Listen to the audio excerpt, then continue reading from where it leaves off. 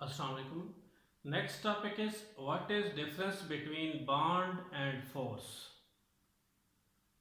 देखें, ये एक थोड़ा सा डिफरेंस इनमें पाया जाता है कि सिंपल एक बॉन्ड है और और फोर्स में डिफरेंस किस किस्म का पाया जाता है, इधर हम यहाँ पे डिस्कस करेंगे अभी। बॉन्ड जो है, सपोज हम लिख लेते हैं ए और बी के दरमियान ये बॉन्ड है, नेक्स्ट सी डी और ई एफ। यहाँ पे देखिए बॉन्ड जो है वो just mutual sharing of electron, suppose हमारे पास कोवलेंट बॉन्ड है। और नेक्स्ट आयनिक बॉन्ड होता है transfer of electron, mutual sharing of electron, covalent bond. इसको हम कहते हैं strong attraction, strong attraction between the atoms. इसमें ये होता है कि अगर दो मॉलिक्यूल हैं उनके दरमियान अगर वीक अट्रैक्शन कोई पाई जाती है उसको फोर्स कहा जाता है। फोर्स हमेशा वीक होती है एज कम्पेयर टू बॉन्ड। इसको हम ये कह सकते हैं कि सपोज ये दो डिसिमिलर टाइप एटम है जिनके दरमियान बॉन्ड बना हुआ है और इसमें एक पे पार्शियल पॉजिटिव है, दूसरे पे नेगेटिव है। इसी तरह यहाँ पे नेगेटिव है और इधर बल्कि इधर इस पे पॉजिटिव लिखते हैं, इस पे ये नेगेटिव। इसी तरह ये पॉजिटिव और ये नेगेटिव। इनके दरमियान ये जो वीक अट्रैक्शन होती है इसको फोर्स कहा जाता है। Weak attraction between the molecules, intermolecular force. Basically forces जो होती हैं वो दो मॉलिक्यूल्स के दरमियान एग्जिस्ट करती है, ये एक ही मॉलिक्यूल के अंदर होती है। और ये स्ट्रॉन्ग अट्रैक्शन होती है, इसको हम कह सकते हैं वीक अट्रैक्शन।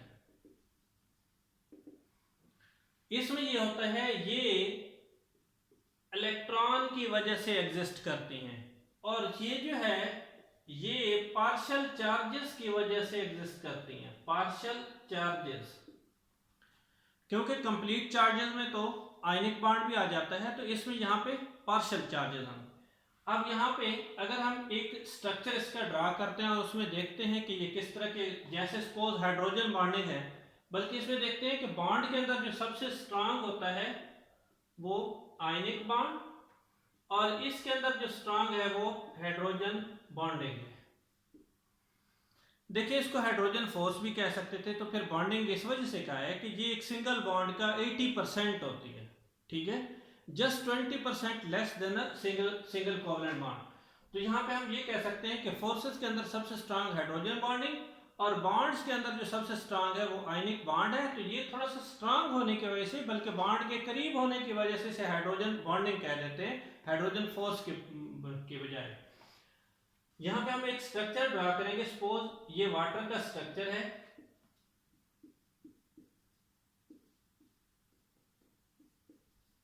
इसमें इसके ये लोन पेयर हैं, इसी तरह इसके भी ये लोन पेयर हैं। ऑक्सीजन पे पार्शियल नेगेटिव चार्ज, ऑक्सीजन पे पार्शियल नेगेटिव और हाइड्रोजन पे पार्शियल पॉजिटिव चार्ज। अब यहाँ पे एक हाइड्रोजन बॉन्डिंग जो है वो इस वाटर के मॉलिक्यूल के साथ, दूसरी इस वाटर के मॉलिक्यूल के साथ यहाँ पे एग्जिस्ट करेगी। अब हम देखते हैं कि ये पार्शियल चार्जेस बेसिकली क्यों आते हैं। पार्शियल चार्जेस आते किस वजह से? पार्शियल चार्जेस इस वजह से आते हैं कि जब भी कोई एक सिंगल बॉन्ड है सपोज, उसके अंदर जो भी इलेक्ट्रोनेगेटिव एलिमेंट है वो इलेक्ट्रॉन को अपनी तरफ अट्रैक्ट करता है। This is basically difference of electronegativity. What is electronegativity? The force which attract the shared pair of electron toward itself is called electronegativity. Electronegativity में शेयर्ड इलेक्ट्रॉन को अट्रैक्ट किया जाता है, बल्कि इलेक्ट्रॉन अफिनिटी में ये होता है कि एक इलेक्ट्रॉन लिया जाता है और उसमें जितनी एनर्जी एवॉल्व या अब्जॉर्ब होती है वो इलेक्ट्रॉन अफिनिटी है। अगर शेयर्ड इलेक्ट्रॉन को अट्रैक्ट किया जाए तो उसे इलेक्ट्रोनेगेटिविटी कहेंगे। To attract the shared pair of electron toward itself is called electronegativity. Element is called electronegative element. This is basically slightly shifting of electron. It is not total transfer of electron. Slightly shifting, अब इसका electron suppose इधर है तो वो थोड़ा सा shift होके इसकी तरफ चला जाता है, थोड़ा सा इधर हो जाता है, बॉन्ड की शिफ्टिंग हो जाती है। तो इस पे थोड़ा सा जो इलेक्ट्रॉन अट्रैक्ट करेगा, सॉरी ये चार्जेस है, जो इलेक्ट्रॉन अट्रैक्ट करेगा उस पे नेगेटिव चार्ज और जो एक्सेप्ट कर, जो डोनेट करेगा उस पर पॉजिटिव चार्ज। जो इलेक्ट्रॉन डोनेट करेगा उस पर थोड़ा सा पॉजिटिव चार्ज और जो गेन करेगा उस पर थोड़ा सा नेगेटिव चार्ज। इसी तरह यहाँ पे भी हम देखते हैं कि जो इलेक्ट्रॉन डोनेट या एक्सेप्ट करेगा इसमें भी इलेक्ट्रॉन स्लाइटली शिफ्ट हुआ है।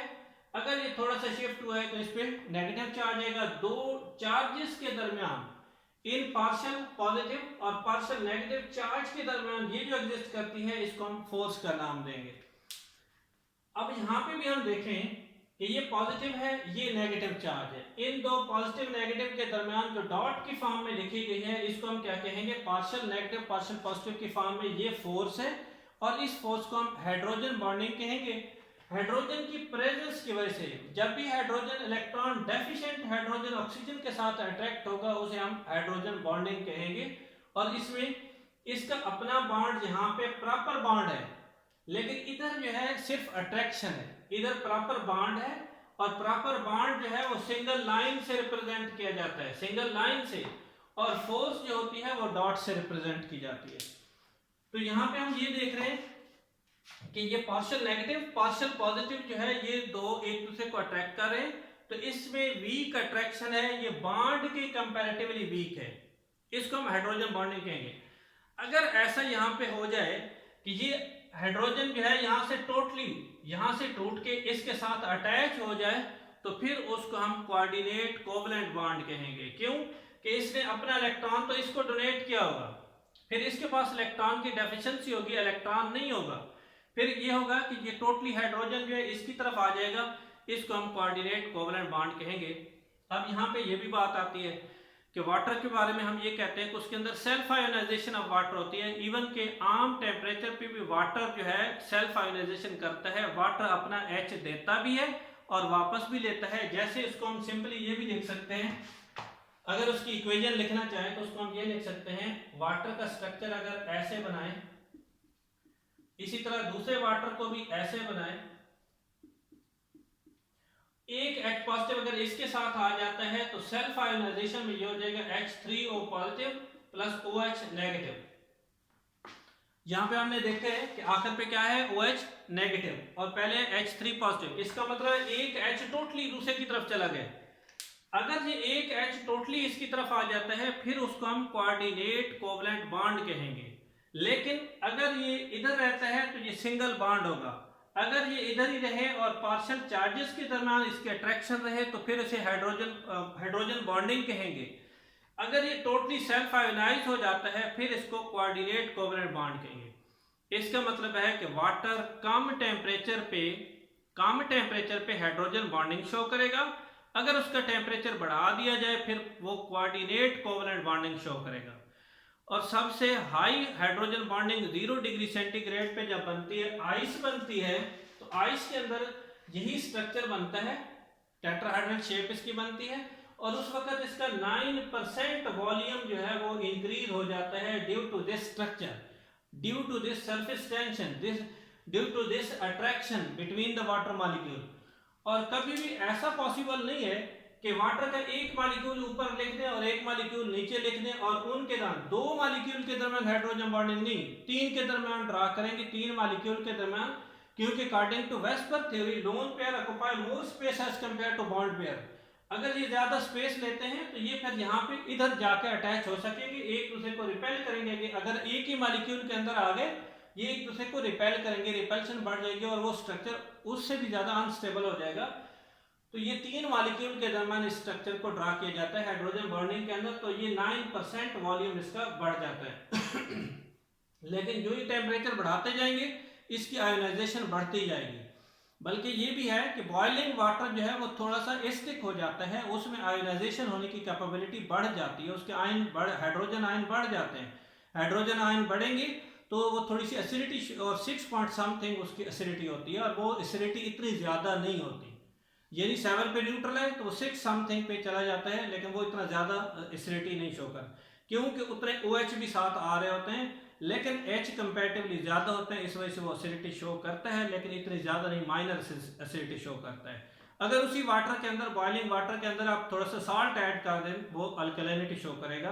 तो हम यही यहाँ पे देख रहे हैं कि इसके अंदर कोऑर्डिनेट कोवलेंट बॉन्ड और हाइड्रोजन बॉन्डिंग में डिफरेंस क्या होगा। यहाँ पे हम इसी स्ट्रक्चर के अंदर अगर देखें तो temperature is the main factor due to which 2 different process are occurring, one is hydrogen bonding, other is covalent bond, coordinate covalent bond. Next अगर हम देखें कि अगर इसका टोटली हमने देखना है कि हाइड्रोजन बॉन्डिंग कहाँ पे बिल्कुल खत्म हो जाएगी, तो वो हम जस्ट ये कह सकते हैं कि हाइड्रोजन बॉन्डिंग टोटली खत्म करना मुश्किल हो जाता है, क्योंकि इसकी हीट ऑफ वेपोराइजेशन जो है वो बहुत ज़्यादा है, 40.7 किलो जूल पर मोल होती है।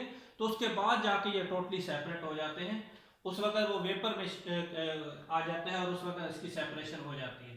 इसी तरह अगर हम देखें कि सपोज हमारे पास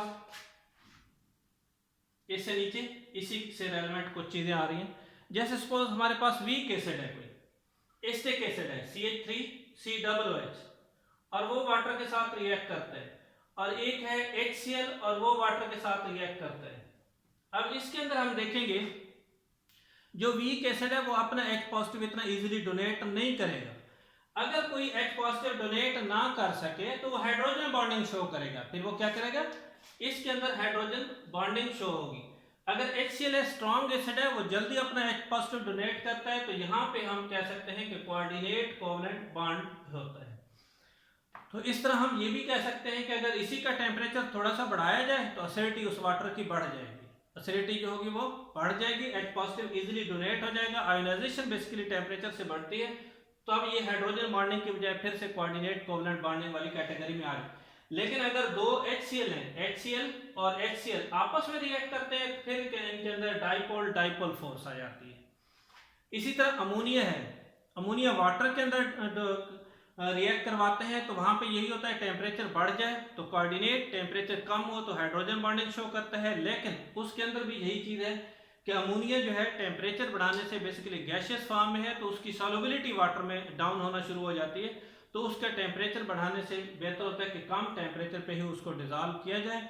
लेकिन कम टेम्परेचर पे क्या होगा कि अमोनिया एज अ बेस है, अमोनिया बेस है, तो वो वाटर के जो वाटर का प्रोटॉन है वो एक्सेप्ट करके अमोनियम आयन बनाएगा। तो यहाँ पे हमने ये देखा है कि इसको कैसे कैसे रिएक्ट करते हैं और सारों के अंदर क्या डिफरेंस है। तो बेसिक हमने ये काम स्टार्ट इस वजह से किया था कि इस जब भी, क्योंकि हमारा टॉपिक जो था वो एसिड से रेलेवेंट था कि एसिड वाटर के अंदर डिजॉल्व करते हैं तो वो हाइड्रोजन बॉन्डिंग शो करेगा या कोऑर्डिनेट कोवलेंट बॉन्डिंग शो करेगा।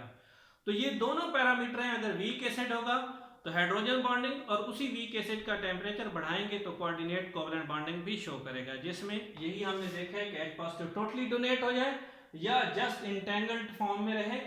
जैसे वीक एसिड है तो H पॉजिटिव डोनेट, क्योंकि एसिड आप उसको कहते हैं जो अपना H पॉजिटिव दे, जो नहीं देगा या देर से देगा तो उसका H पॉजिटिव इधर आके कोऑर्डिनेट कोवलेंट बॉन्ड भी नहीं बना सकेगा, वो फिर हाइड्रोजन बॉन्डिंग शो करेगा।